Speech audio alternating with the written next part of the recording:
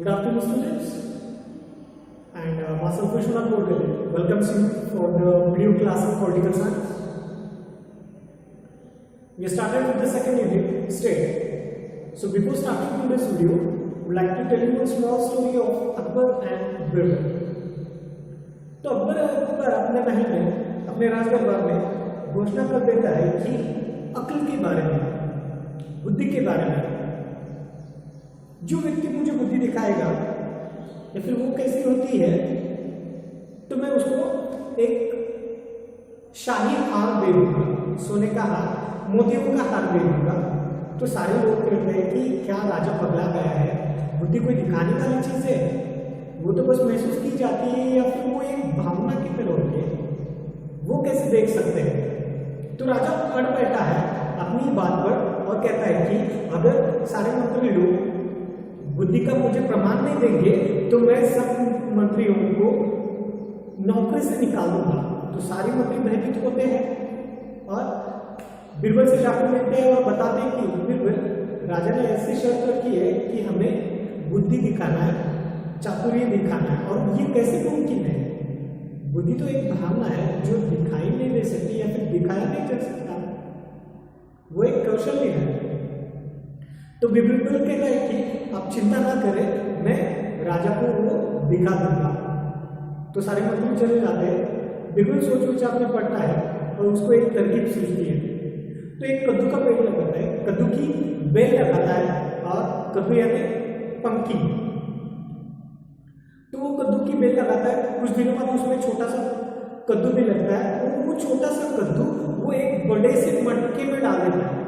जैसे जैसे दिन बीतते जाते हैं वो कद्दू बड़ा बड़ा होता जाता है और बिल्कुल उस मटके में पूरा फैल जाता है, जिसको निकालना नामुमकिन है। तो कुछ दिनों के बाद राजा आता है और बिल्कुल बुला लाता है, चलो मैं आज आपको बुद्धि दिखाता हूँ। तो राजा भी खुश होता है, चलो आज बिल्कुल हमें बुद्धि दिखाएगा। या फिर ये भी सारे मंत्रियों की परीक्षा थी जो अकबर लेना चाहते थे कि कैसे इस प्रश्न का हल सारे ढूंढ लेते हैं। लेकिन बीरबल दास सबसे होशियार, चतुर, बुद्धिमान व्यक्ति था या बुद्धिजीवी प्राणी था। तो बीरबल ले जाता है अपने राजा अकबर को और उस कद्दू के बेल के पास ले जाता है और दिखाता है, ये देखिए बुद्धि। कहाँ पे है? राजा पूछता है। तो ये देखिए मटके में है बुद्धि। अरे कहाँ पे? ये तो कद्दू है। हाँ ये तो बुद्धि है। तो राजा कहते हैं, क्या तुम मुझे बुद्धू बना रहे हो? ये तो कद्दू है। हाँ राजा जी ये कद्दू है, लेकिन आप इस कद्दू को मटका बिना फोड़े बाहर निकाल के दिखाओ तो मैं आपको मानूंगा, और यही बुद्धि है। तो राजा कहता है, नहीं बीरबल तुम जीत गए, सच में तुम बुद्धिमान हो, और बुद्धि दिखाने की चीज नहीं है, ये तो एक कौशल है, एक भावना की तरह होता है जो हर एक में छिपी रहती है। तब जाकर राजा को पता चलता है कि मंत्री होने चाहिए और ये मंत्री बुद्धिमान होने चाहिए, अपनी प्रजा अक्लवान होनी चाहिए, तभी जाकर राज्य का विकास होगा। So today we are going to start a topic from the second unit of state. Up to here we have seen meaning and definition of state. So polis, Greek word, it has been derived from the state word is derived from the Greek word of polis, which means city state, and the administration was earlier seen in Sparta, Athens, Macedonia, in these city states. So definition we see that the people politically organized people live in a definite territory is called as a state. So definition we see, meaning we see, even we seen about the importance, how the state is going to provide you internal and external sovereignty, it will protect your rights and duties, it will help you to provide basic facilities, it will give you social security and many things. Now today's topic is elements of states. So elements is nothing but the like pillars. जैसे हम एक chair पे बैठते हैं, उस chair की या फिर उस कुर्सी के 4 पहिए होते हैं, जिन 4 पहियों के ऊपर कुर्सी खड़ी होती है, उसी प्रकार 4 पहिए हमारे राज्य के हैं। तो इनमें एक आता है पॉपुलेशन, दूसरा आता है टेरिटरी, तीसरा आता है गवर्नमेंट और चौथा आता है sovereignty. Population, territory, government and sovereignty, these are the 4 elements, 4 घटक है राज्य के, and on this all 4 elements the state is going to run successfully. So we will see in detail about this all the elements. So about the state and about political, Kautilya has written in this Arthashastra book. Even he has specially mentioned about the state or how the state should be, ideal state. So for that he has mentioned one of the theory which is called as Saptang theory. Saptang, Sapt means 7, Ang means घटक। 7 घटक राज्य को कैसे बनाते हैं, तो वो कौन से 7 घटक है? So let's see. So first one is the Swami, which is called as a king. Swami or Swami, which is called as a king.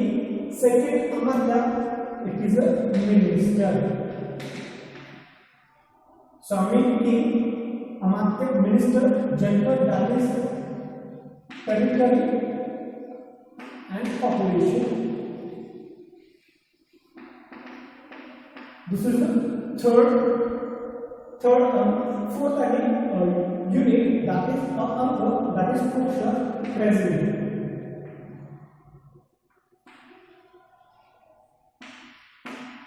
President. Then fifth, Durga, that is fourth. Fifth, Bala, that is a military. Military, even security, everything comes. And the last, that is 7th one, is a Mitra, that is friend.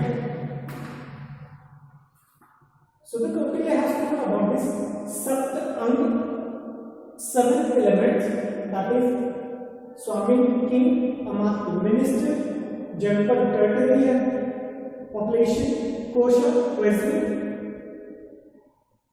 Durga, fort, Bala, military, and Mitra, friend.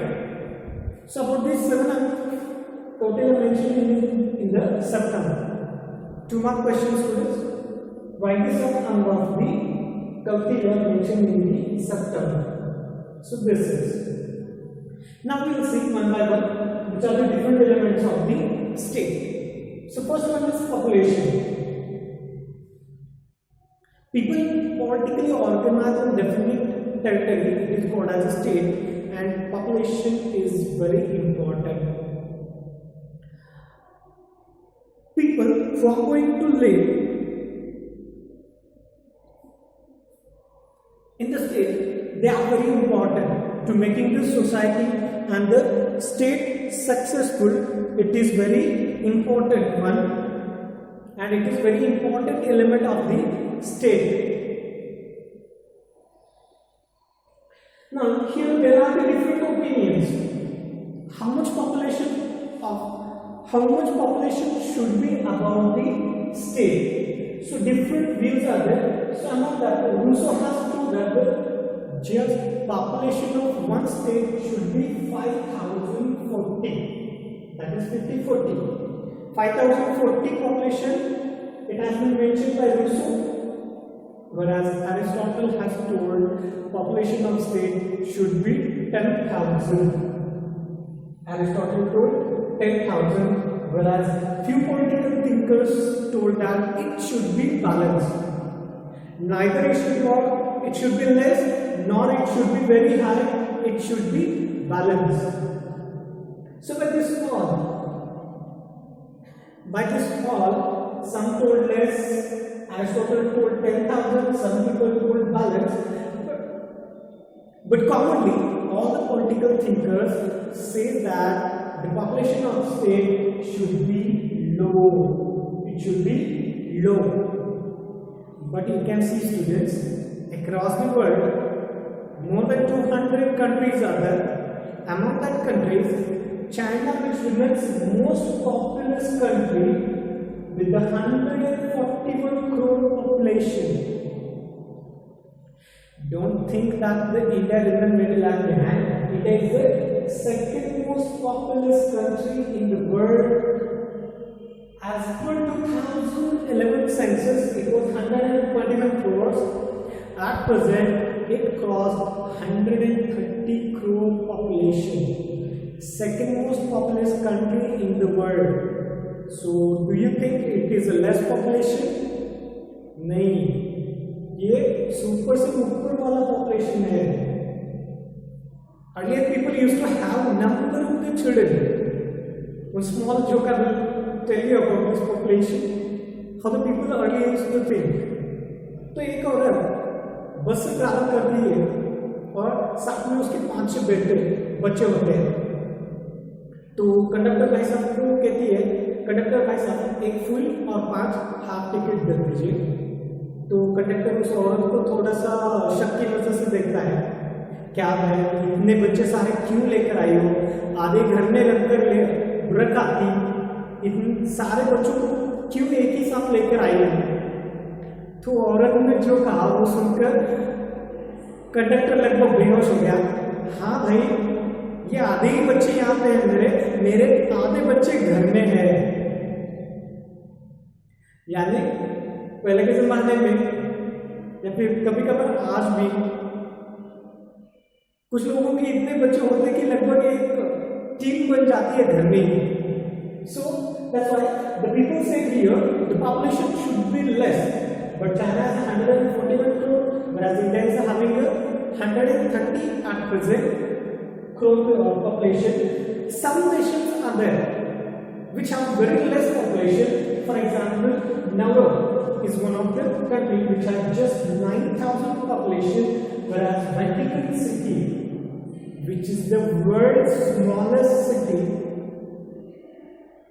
even smallest city, which has just population of 25,000. So students, keep in mind, less population, Nauru with 9,000. Second, Vatican City with 25,000 with the less population, and the highest population, India with 121 crores, China 141 crores. So this is it. Highest population and less population countries in the world at present. Here you can see here what are the advantages and disadvantages of the having more population. So more population, that is, or less population, limited population, advantage to avoid poverty and unemployment. So the political thinkers say that population should be limited, it should be less, which reduces poverty, unemployment, all people's needs will be fulfilled. आपके घर में 4-5 बच्चे हैं तो खर्चा ज्यादा रहता है. अगर मान लो एक घर में बस 2 ही बच्चे हैं तो उनके खर्चे कम आएंगे. उनके जो भी नीड्स है, whatever their needs are there, it's very easy to fulfill them. So the population should be less, which advances to avoid poverty and unemployment. Now some people, JSL has quoted that the state depends on the ability of people. About the population, JSL told that state depends on the ability of the people, the development of states, whereas Aristotle told that good people build good state. So the people who are living in the state should be very active, as like the Japanese. Japanese people are always active. They will not spend the time unnecessarily. Always they will be busy as ants. चींटी की तरह. चींटी जब आप उसको देखते हो हर समय वो काम में बिजी रहती है, मन में रहते हैं. उसी प्रकार जापानीज लोग भी अपने काम में बिजी रहते हैं. But Indians, we all always busy in a lazy. We all are lazy most of you. So in this way, population per first element. Second element, territory. Then one mark definition, what is territory? So the territory which includes definite land, airspace and water within it is called as a territory. Not territory. In state definition we see that people politically organize in definite territory. जैसे मैंने बताया कि people who live in Karnataka they are called as Kannadigas. In Maharashtra they are Marathian or Maharashtrian. In India they are called as Indian. So we live in a particular territory. So we call as Indian. So here Aristotle and Rousseau told that the area should be very less, or land should be less. Whereas this Lord Acton and Kostka has told that territory should be large, land should be larger. Now let's see what are the advantages and disadvantages of having large and small areas. So small area which benefits us effective administration and relationship of people and state. Yeah, if you take example like Goa which is the smallest state also, even Assam, Manipur, Nagaland, these are also smaller, but the smallest in India that is Goa. Okay, so very effective administration we can have and people can directly give suggestion to the government. It's very helpful. So for example here, Vatican City with the area that is 0.17 square miles and Monaco, one more nation, which area is 0.76 square miles. Vatican City is known for less population as well as less territory also. Keep in mind.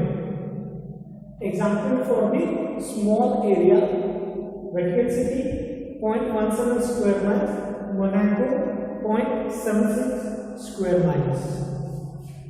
Smaller area, effective administration and relationship between people and government. Whereas large area, it benefits for the good to natural resources and international status. Here, abundant a number of the natural resources we will get if we have a more or the large area, as well as for international status also.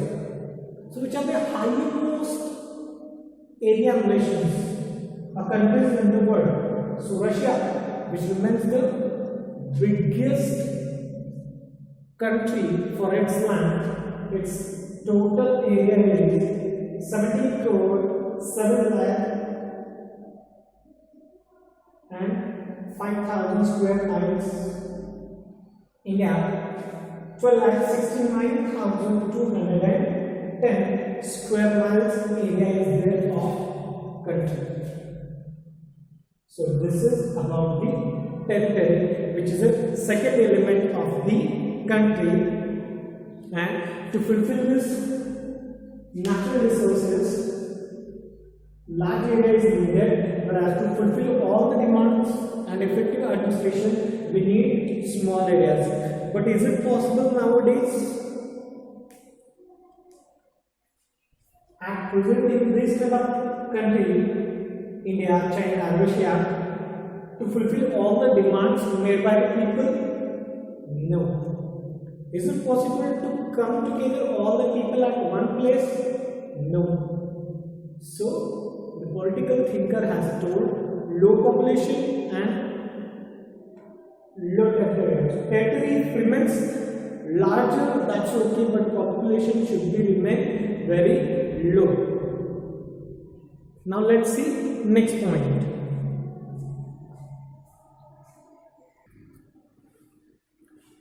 Yes, students, here is a third element of the state. That is government. The government which wants to fulfill the goals of people who live in its territory. Now, what is the role of government? So, state without government, if it is found, there will be anarchy. If there are no certain rules and regulation, orders, then the people will work as per their will and wish. So anarchy is like जैसे कहते हैं कि जिसकी लाठी उसकी भैंस हो, जिसके मन में आएगा वो ऐसा करेगा। अगर सरकार नहीं है तो, गवर्नमेंट नहीं है तो राज्य में, even and that's why the government is called as a machinery of the state. Machinery, it is to say that because it maintains law and order in the state. The main work of the government is to maintain law and order in the state, and for that the government is called as a machinery of the state. State can't run without this government. Government should be there. If the government is good, if it is working proper, then definitely state gets the development because of its machinery, and the people will follow rules and regulations, law and order will be maintained, peace will be established. Then this government, it may be central government or state government, has three organs which are very important, and students, you have studied this in 9th also. Legislature, executive and judiciary. These three organs, same for union government as well as for state government. Then what is the work of legislature? Is to frame law. जो हमारे शासक होते हैं, MP होते हैं, MLA होते हैं, तो इनका काम क्या है? कायदे बनाना। संसद में कायदे बनते हैं। Even in central government and state government also, the legislature is to frame the law. Executive is to enforces the law. Enforces law. Here, public administrators comes in the machinery. Public servants for going to enforces the law made by the legislature. So legislature frame the law, executive enforces law, and the judiciary final organization which is going to give the judgment. It interprets the law. Interprets law. Interpretation, that is meaning निकालना या फिर उसका सही मतलब लगाना। मान लो कि वो कानून का पालन अगर जनता नहीं करती है तो उनको शिक्षा देने का काम जुडिशरी करती है, उनको न्याय देने का काम जुडिशरी डिपार्टमेंट ऑर्गन करता है। So legislature to frame the law, executive will enforce the law, and judiciary will interpret the law. So this is the work of this organs of the government, and government is called as a machinery of state which maintain law and order in a state. So the state runs smoothly, people live in a society, in a state which peacefully. Now there are the different forms of government also.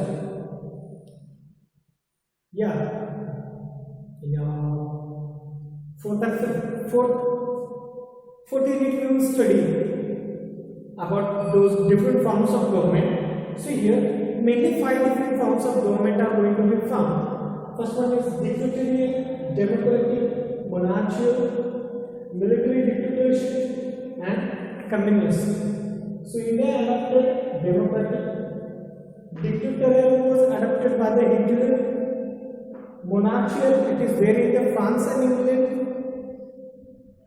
Democratic जहाँ पे लोगों के द्वारा शासन चलाया जाता है, हम अपने नेताओं को चुनते हैं और वो चुने हुए नेता शासन चलाते हैं। Dictatorial here one person is going to rule across the whole country. So that is Hitler who ruled on the Germany. Mussolini ruled on Italy. Monarchical were the king or king, or their relative will rule the country. So in England you can see that queen. She is going to rule, even in the France. Military dictatorship, which is prevalent in the Pakistan, where the head of the military will be in charge of the whole country. And communist or socialist government form is present in China. So this is about the government, which is the third element of the state. Now we will go for the fourth element and the last element of the state, which is very important one also. Sovereignty. When the people live in a society and if they don't have freedom, then what is the use of that freedom or living in that society? So, sovereignty is called as a supreme power of the country, and which is very important one.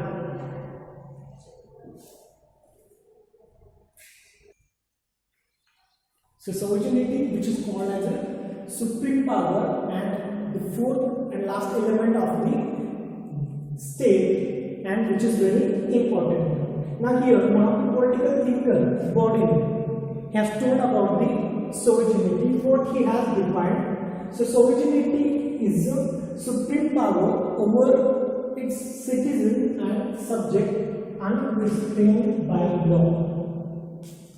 Yeah, you have a freedom, but that freedom is controlled.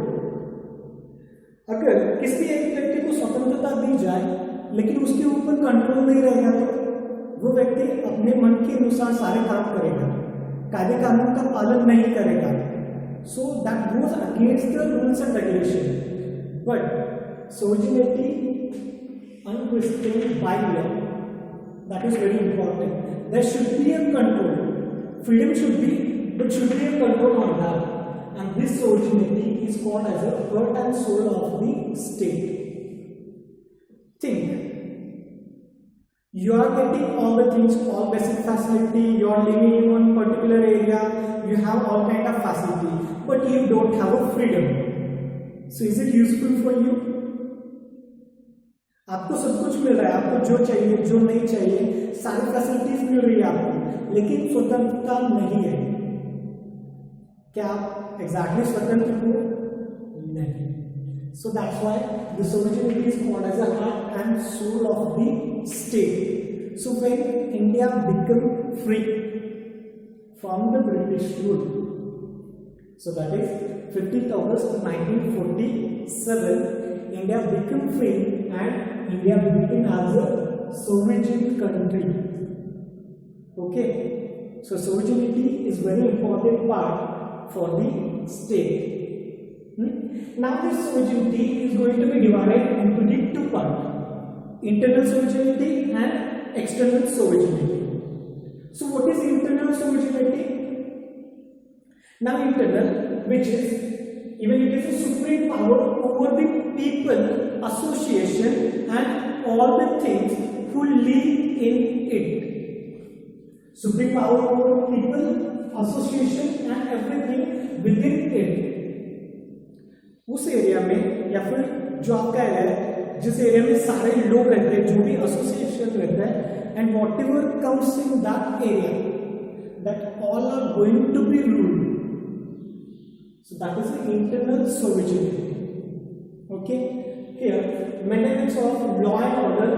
Even in this internal sovereignty, the government will provide you or will maintain the law and order. And one more thing, people's life and property is going to be protected. Think, someone kidnapped you, then what your parents will do? Yes, definitely your parents or your relative will go to the police station. They will file a case that someone is kidnapped. Okay, so that is nothing but evaluation justice by the government itself. Even someone taking your property, then also you will go for the case, court, and you will file the case and you will get the justice. So in this internal security, law and order will be maintained and people's life and property is protected. Okay, internal sovereignty. External sovereignty, which is the second part.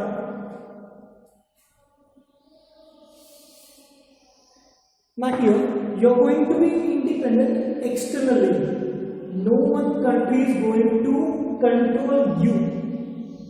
Okay, you will be having your own constitution.